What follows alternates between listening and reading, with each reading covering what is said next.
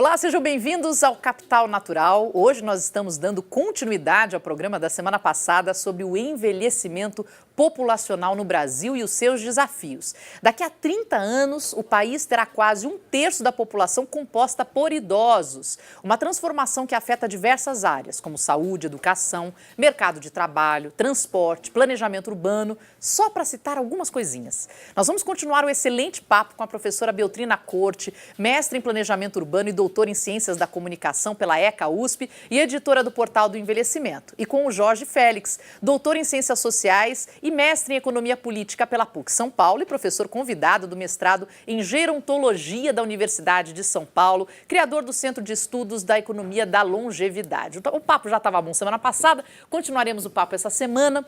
É interessante que a visão do envelhecimento, né, vem muito, quer dizer, vem mudando um pouco, eu acho que entre algumas pessoas. Todo mundo faz, as pessoas fazem aniversário e falam, nossa senhora, fiz tantos anos, pelo amor de Deus, estou chegando. Quando a visão tem que ser o contrário, olha que bom, porque se eu cheguei até aqui, eu estou viva, não é verdade? Se eu não cheguei aqui, se eu não fiz 39, eu morri antes, então eu estou feliz com os 39. E a cada passo é uma conquista. E a gente vem tendo que fazer planejamentos para chegar nos 80, para chegar nos 90. E talvez essa responsabilidade, a gente falou um pouco disso no outro programa, de passar a responsabilidade para o indivíduo, quando muitas vezes é a empresa que tem que tomar essa frente, quando é necessária a política pública para garantir os benefícios, garantir as estruturas para esse envelhecimento de qualidade. Mas vamos voltar um pouquinho para o indivíduo.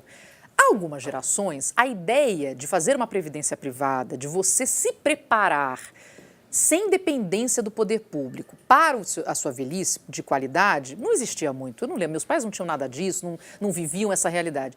Essa educação veio para uma outra geração, que começa a se precaver. Vocês acham que isso pode mudar um pouco, como se chega lá na frente, sem tanta dependência, com um pouco mais de tranquilidade?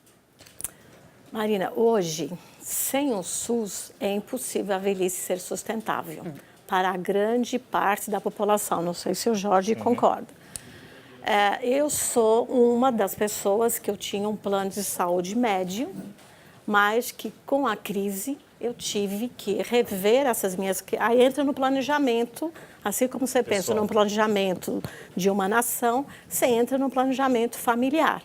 Aquele valor X não cabia. Ou eu trabalhava para pagar o plano de saúde, né? Ou eu tive que rever essa minha condição e pensar num plano menor.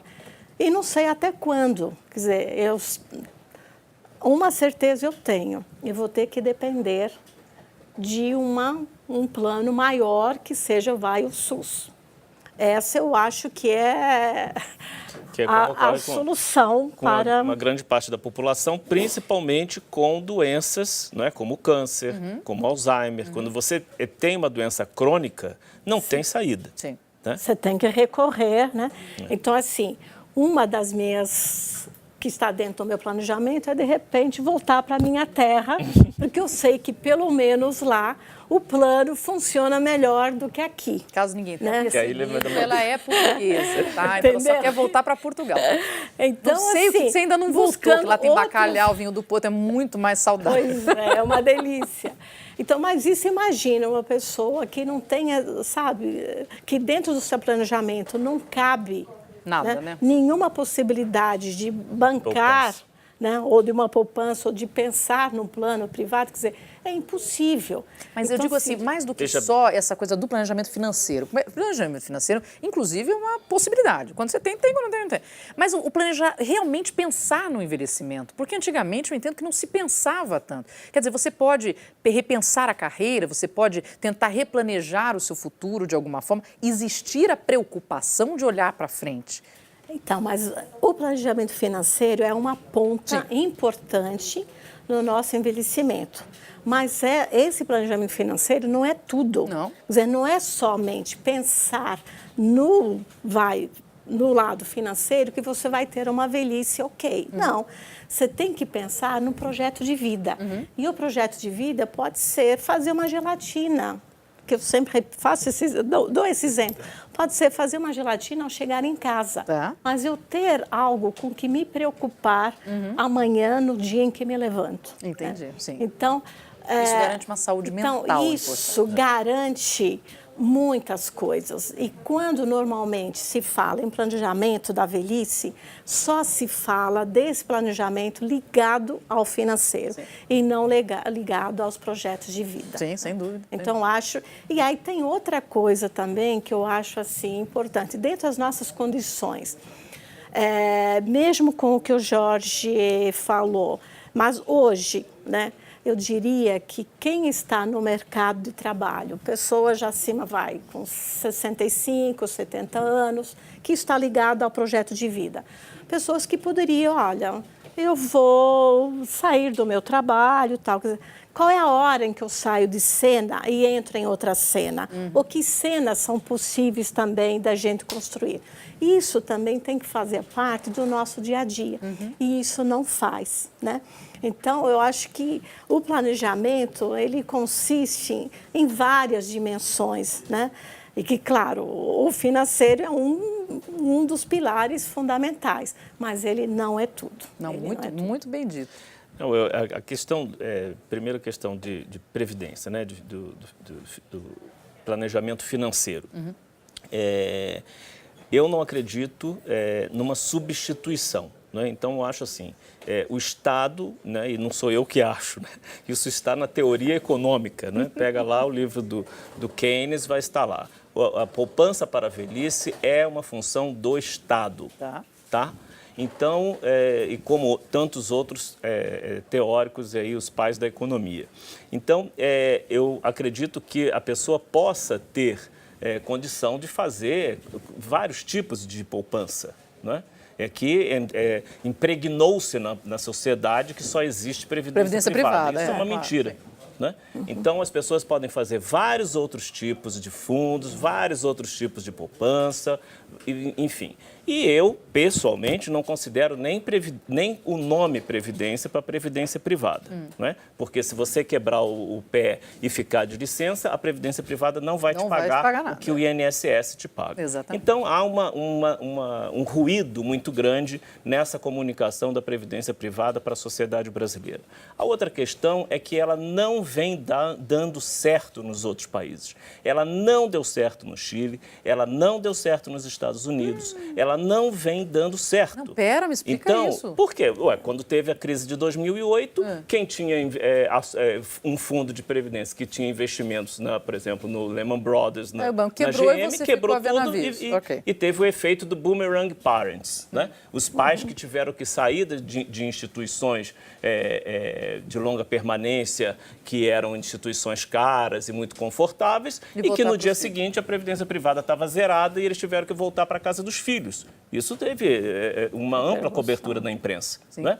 No Chile, hoje, é um desespero, porque as pessoas ganham abaixo de um salário mínimo, quando ganham, e muitas pessoas viveram mais do que tinha de poupança. Então, o dinheiro acabou. As pessoas precisam ter noção que quando você transfere, sai do público e vai para o privado, você faz uma opção de que é aquilo ali que você tem, né? Essa história da capitalização.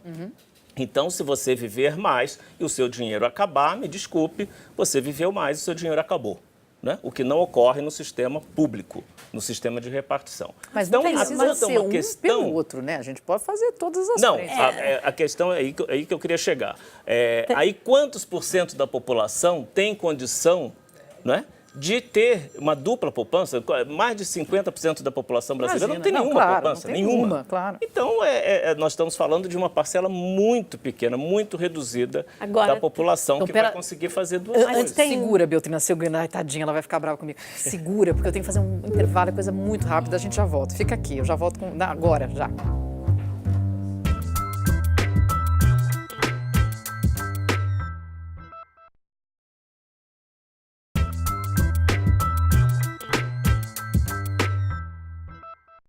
Estamos de volta com Capital Natural hoje, falando de envelhecimento populacional e seus desafios, com a Beltrina Corte, que está louca para falar, mestre em Planejamento Urbano e doutora em Ciências da Comunicação pela ECA USP e editora do Portal do Envelhecimento, e com o Jorge Félix, doutor em Ciências Sociais e mestre em Economia Política pela PUC São Paulo, professor convidado do mestrado em Gerontologia da Universidade de São Paulo. Beltrina, por favor. Não, eu volto à questão da cultura, né? Nós somos seres que construímos cultura e também reproduzimos cultura. No Brasil não existe a cultura volta. Por exemplo, o sonho da casa própria, né? Você luta a vida toda para você ter, né, uma propriedade tua, para você deixar de herança, né, para teus filhos. Na Inglaterra, você tem essa cultura de construir, de ter a tua casa, mas pensando a casa como o teu investimento na velhice e não em deixar como herança para os teus. Então, há mudança de cultura que também eu acho que a gente poderia, aliado com todo o que você vem falando, que também precisa ser retrabalhado. Não, é um ponto muito importante, porque a gente até citou o Japão no primeiro programa, e eu tive no Japão, e uma das matérias que eu fiz, eu falava que se vende mais fralda geriátrica no Japão do que fralda infantil. Existe até uma lógica nisso, porque criança usa até uns 2 anos e pouco, e adulto pode viver anos e anos e anos. Mas, de fato, existe uma quantidade de idosos muito grande no Japão, o país mais envelhecido do mundo. Chegaremos lá e estamos caminhando para isso. A gente olha para as crianças, né, como elas são o futuro. Mas elas também vão envelhecer, né? Elas chegam no futuro, o futuro está seguindo e seguem como futuro, e enfim. A gente precisa mudar a nossa relação na visão como idoso, porque chegaremos lá, porque os próximos chegarão, a gente tem que mudar tudo, a forma de entender, de cuidar, de inserir. Existem mercados que já estão preparados para isso. O mercado de turismo vem investindo muito no idoso, né? Você tem um preparo já de longos anos que vem conseguindo atender bem ao público, mas você tem outras atividades. Outro dia eu estava vendo até que tem que se mudar a alimentação ou prever uma alimentação mais diferenciada nas empresas quando você tem pessoas mais idosas. Tem que se mudar. Agora, tudo que a gente fala do idoso é como se fosse um problema. Não, e como se fosse uma coisa de... Os dois. Como se fosse uma coisa de que... Não, agora é daqui para cá, não é? Daqui para cá, não fomos antes. Na visão da gerontologia, não é? Beltrana pode falar melhor do que eu, mas na visão, que eu não sou gerontólogo, mas a visão da gerontologia é uma visão de curso de vida, de trajetória de vida. Não é? Que aí, por isso que eu falei isso, por causa do que você falou das crianças, né? Então, você veja, no Estatuto do Idoso, está lá no artigo 22 que nós temos que ter educação do envelhecimento em todas as idades. Isso não é feito no Brasil. Não. Né? E eu considero isso um crime porque está desrespeitando a lei, um crime mesmo. Né? E um crime porque você não está passando isso que a gente está discutindo aqui para que a pessoa possa ter o planejamento durante toda a vida dela. Não é? Porque aí, quando você designa algumas responsabilidades para o indivíduo, você tem que ter orientado esse indivíduo. Sim, claro. Não, aos 40, 50 anos, ele vai descobrir que precisa fazer isso ou aquilo. Aí eu afirmo, nossa, preciso alterar tudo, não é o caminho. Então, olha, eu sou docente da PUC, do Programa de Gerontologia, desde 2000. E a gente vem falando a necessidade de mudar a chavinha quando se fala de envelhecimento. Sempre se fala que o envelhecimento é um problema para a previdência, para a economia. E eu falo para você, o envelhecimento não é um problema. Essa é a primeira chave. Ele tem problemas e cabe, né, a nós, profissionais do Estado, resolver os problemas que o envelhecimento apresenta. Assim como a criança tem problemas, as mulheres têm problemas. Os adolescentes. Então, o envelhecimento, ele tem problemas, mas ele não é um problema. Essa é uma chave. A segunda chave é aquela que eu já falei desde o início. A velhice não é nosso único destino. Aliás, a doença não é o único destino da velhice.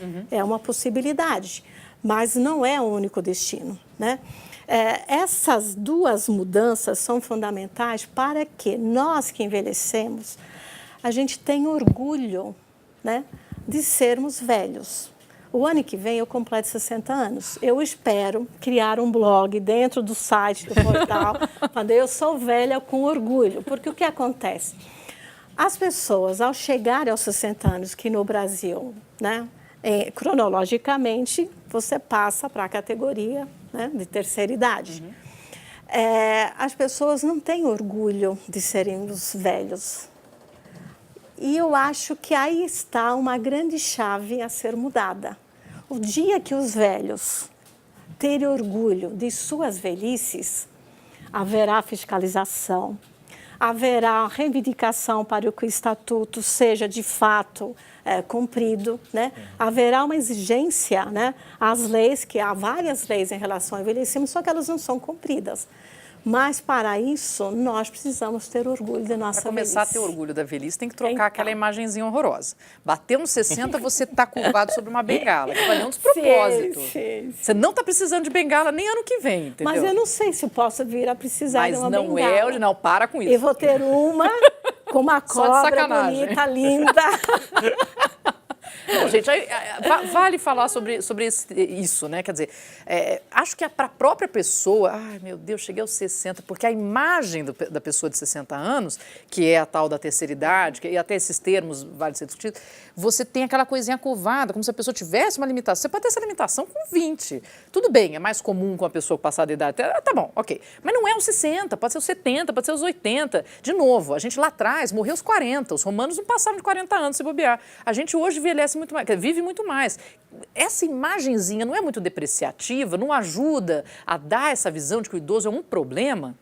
Eu não diria que é só essa imagem, assim. Isso você viu que eu fico irritada quando eu falo disso. Você fica irritada com a imagem, mas assim, não é só... teve um concurso para renovar essa imagem, e aí essa imagem foi muito destacada. Mas eu colocaria... Virou aquele 60 a mais, que é mais simpático? Que aí teve um outro lá que... mas não foi incorporado ainda. Não foi incorporado, em todas as... Mas o que eu te falei, assim, primeiro que essa imagem, ela no meu entendimento, ela é uma imagem para simbolizar um tratamento especial para quem tem dependência. Né? Então, não é para esse idoso saudável, bem, que tem o fato dele ter 60 anos. Então, essa é uma questão. A outra questão é toda a representação da sociedade em relação ao idoso, na cultura, na literatura, na televisão, nas novelas, em tudo que a gente produz de representação do idoso no cinema, não é? É sempre, e já desde, aí mais uma vez, a questão da criança, já desde da bruxinha lá, dos livrinhos infantis, que sempre estão representando o idoso de uma forma... muito pejorativa. Ai, Jorge, mas é que você está falando isso, eu estou rindo internamente porque eu pensei na pessoa passando na fila porque é idosa, aquela coisa toda. Aí eu pensei que tinha que ter um caixa de banco só para pessoas idosas. Não passar na frente, porque eles adoram conversar com o caixa do banco, é sensacional isso. Então precisa ter um atendimento especializado. Há hoje muitas pessoas pesquisam a questão do consumidor idoso, também pesquisam. Então, assim, há muitas formas que você vai mostrar, né, para a sociedade mostrar para ela mesma, né, que o envelhecimento também gera riqueza, que o envelhecimento não é só custo. Né? Eu acho que essa é outra questão. A gente ficou, a humanidade inteira, num discurso de que o envelhecimento é só custo, só custo, só custo. Sim, ela estava falando, né? Já no Japão, as fraldas, né? Quer dizer, está gerando uma dinâmica econômica que tem que mudar, que vai mudando em relação ao envelhecimento. E toda a cesta de produtos que as famílias consomem. Mas está aí um mercado bom para investir também. Olha, rapidinho a pausa no Capital Natural, a gente vai para o nosso último bloco. Ainda tem muito assunto pela frente, não saia daí.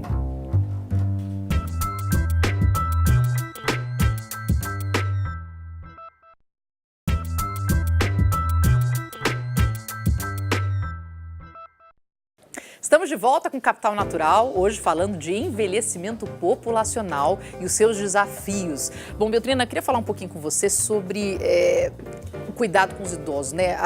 Hoje você tem um lugar para colocar o seu idoso quando há uma necessidade. As famílias trabalhando muito fora, às vezes tem situações onde você não consegue atender com cuidado, então você tem os chamados asilos. Você também tem a possibilidade de, assim como uma creche, deixar o idoso para passar o dia tendo atividades, tendo, né, ações lúdicas e cuidados também de enfermagem e depois pegar no fim do dia para que você possa continuar trabalhando. Eu entendo que você já escreveu um artigo sobre isso, queria saber um pouquinho a sua opinião do funcionamento disso, se esse continua sendo o caminho, uma vez que vamos ter aí 1/3 da população, talvez, não digo 1/3 da população precisando ir para o asilo, mas já numa fase mais idosa.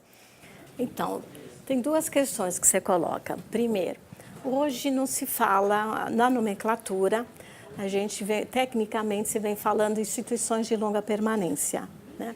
Em algumas regiões no sul do país, o pessoal fala muito em residenciais geriátricos. Em São Paulo se fala muito em instituições de longa permanência, casas de repouso, clínicas, né? Que são instituições para abrigar pessoas que têm uma dependência maior. As de boa qualidade são caras. Muito. A classe média baixa não tem acesso, né? E ainda depende de instituições que ainda não oferecem um bom acolhimento. Só fazendo uma pausa, para quem não sabe, o custo dessas instituições para manter um idoso em um lugar bom, 10 a 15 mil reais por mês. Só para me dar 8 a 15 mil reais, dá para ter uma faixa aí, mas é muito dinheiro. Então, está fora totalmente da realidade da maioria da população. Um outro tipo de serviço são os centros-dias. Não se fala mais creche. Ah, não, creche é um termo horroroso. É só para as pessoas. Foi só para dizer, para as pessoas entenderem mais ou menos como funciona. Eu não gostaria de ir para uma creche, né? Mas para um centro-dia, sim. E lá não é um lugar para se ter uma atenção de enfermagem, não, pelo contrário. O centro-dia é um espaço de reorganização do tempo, né, da pessoa. Em vez de ela estar na sua casa, ela está no centro-dia fazendo várias atividades. Vivendo com outras pessoas, e tem estímulo, e tem pintura, e tem música. Sim, é com esse o objetivo. Então, São Paulo, eu acho que é um dos poucos municípios que implantou, já no final, acho que da gestão do Haddad, implantou, acho que 16 centros-dias. E agora, São Paulo vai implantar centros intergeracionais, né? Isso como política pública. Como política pública. Que interessante. Né? São poucas as políticas, mas São Paulo, eu acho que, de uma certa maneira, avança no sentido de trazer outras possibilidades de políticas. São pouquíssimas, temos que pensar em outras possibilidades. Mas tanto o centro-dia, nós temos os centros-dias públicos e centros-dias privados, que é a ideia de em cada quarteirão ter um centro-dia para atender essas pessoas que no máximo, cada centro-dia, segundo a última regulamentação que eu venho acompanhando esse pessoal, era no máximo 30 pessoas, no máximo, porque a ideia realmente é da convivência e da organização do tempo. Mas, Marina, há algo aí que nós estamos estudando ultimamente, que é assim, esses espaços, como que ainda a maioria deles, fora o centro-dia, eles ainda colocam no centro da atenção a doença. Sim. E não a vida. E eu acho que esse é outro salto que a gente tem que mudar. Desses espaços, colocarem no centro da atenção a vida das pessoas que estão ali. E quando eu falo a vida, é ver quem é o sujeito e não olhar apenas a doença. Porque a doença é visto nas questões biomédicas. E quando a gente fala de espaço, de acolhimento, de atenção, é a vida do sujeito que interessa, né? E não apenas a doença. Não, sem dúvida, fantástico chamar atenção para isso. Eu outro dia fiz uma matéria muito recente sobre o aumento no número de cursos e de formação de cuidadores. Levando em consideração que um curso que eu fui ver de um plano de saúde dá conta de 7 mil inscritos, 400 formados. Então, assim, há uma peneira muito importante que tem que ser feita, porque não é todo mundo que é capacitado para fazer isso. Uma pessoa adulta tem muito mais dificuldade de cuidar com toda a atenção necessária, mais força física do que, às vezes, uma criança. Então, você tem aí... Agora, é um mercado que vem crescendo e que é necessário para um acompanhante. Quebrou uma perna, torceu uma... Não é uma pessoa totalmente acamada, mas você precisa ter alguém que possa ajudar, possa acompanhar. E tem... parte do ensinamento era isso, era conhecer a história da pessoa, respeitar a cultura daquela pessoa. Eu ainda brinquei, se um é corintiano, o outro é palmeirense, se o cuidador vai tentar trocar o time do paciente, isso não é o caso. E foi uma brincadeira, mas assim, entendi que fazia parte do treinamento da formação, desse cuidador, entender o indivíduo, para poder entrar nessa família com o maior cuidado possível e fazer com que a vida dele seja melhor. E isso me deixou contente, pelo menos teoricamente parecia interessante.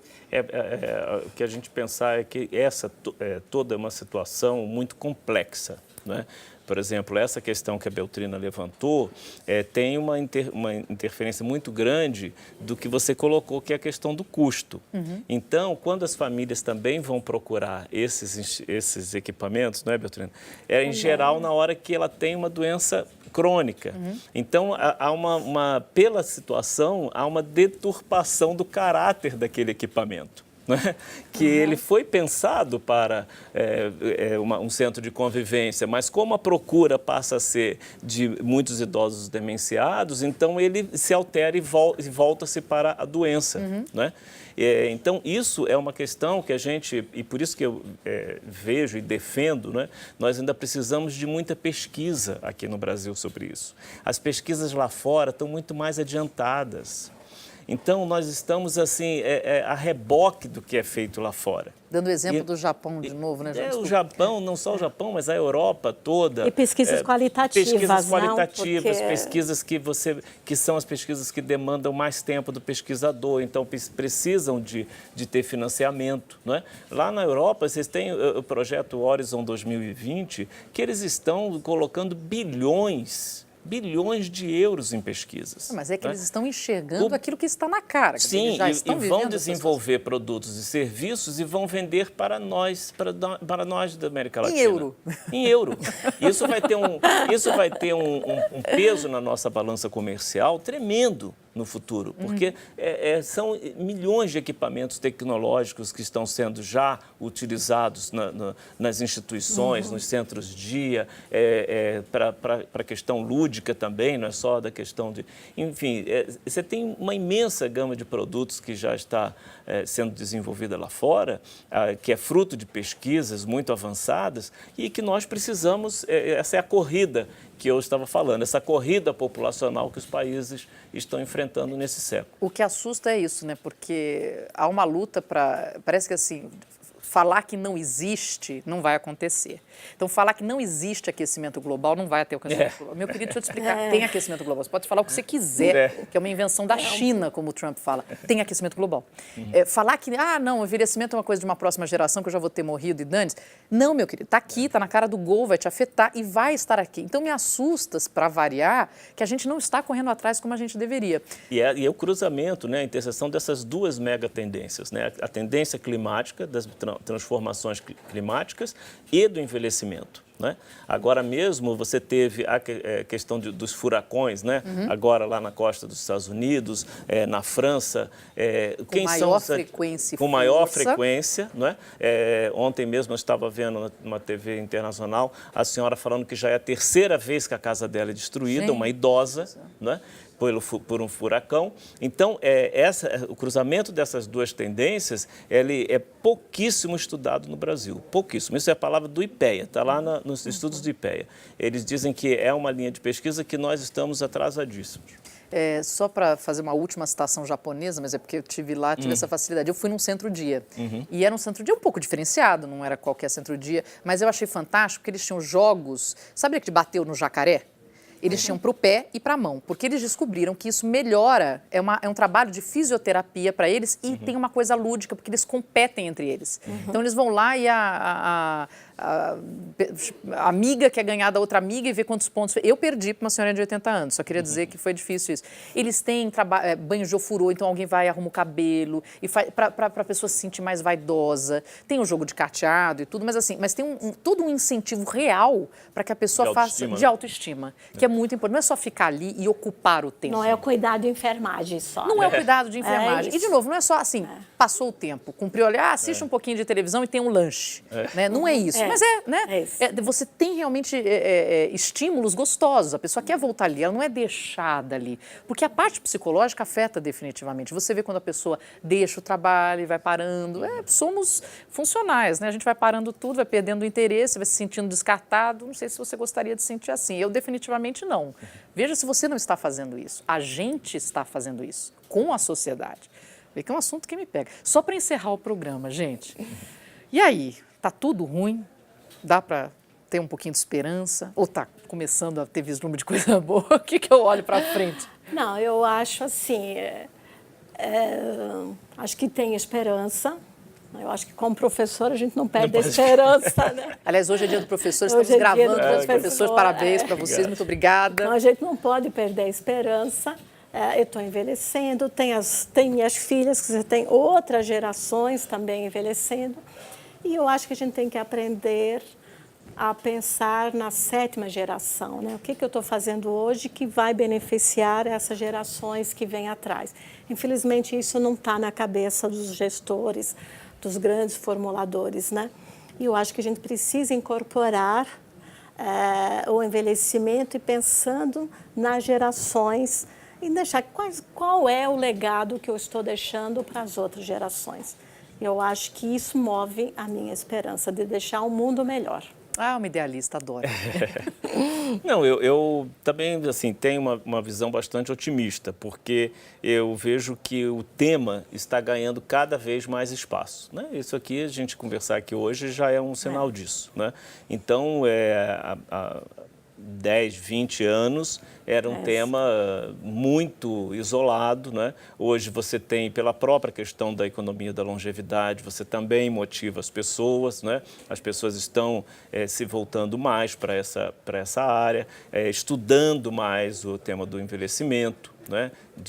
Do ponto de vista econômico, do ponto de vista gerontológico e, enfim, de todo, mesmo que seja do ponto de vista do marketing, mas pelo menos eles estão se conscientizando de que a questão está aí, a questão precisa ser estudada, precisa de pesquisa, precisa ter um outro tratamento, né, que foi o que eu coloco desde do meu livro, fora só da questão da previdência, né? Porque senão a gente confina o tema do envelhecimento só a uma questão da previdência e todo o resto ele é apagado, né? Ou você passa a acreditar que a maior falácia que resolveu o problema da Previdência e você resolveu tudo, né? E isso está muito longe de ser a realidade. Então, eu acho que a conscientização que faz com que a gente tenha esperança. Eu tenho esperança. Tenho sim. E a gente vai fazendo de pouquinho em pouquinho, não é não? Sim. A gente quer que todo mundo seja mais altruísta, mais simpático, entenda mais o outro. Eu sei que não dá para todo mundo, mas sempre, né, uma estrelinha aqui, uma estrelinha ali, a gente vai fazer um mar de coisas. Eu tenho fé. Se não tiver, para que a gente está aqui? O Capital Natural dessa semana fica por aqui. Agradeço a presença dos nossos convidados, a Beltrina Corte, mestre em Planejamento Urbano e doutora em Ciências da Comunicação pela ECA USP, editora do Portal do Envelhecimento, e Jorge Félix, doutor em Ciências Sociais e mestre em Economia Política pela PUC São Paulo, professor convidado do mestre em Gerontologia da Universidade de São Paulo e criador do Centro de Estudos da Economia da Longevidade. Eu peço que você continue conosco, reveja os nossos vídeos no YouTube e no portal bandnewstv.com.br. Aliás, esse programa merece ser visto, revisto da semana passada, esse também. Curta a nossa página no Facebook. Eu sou Marina Machado e até a próxima.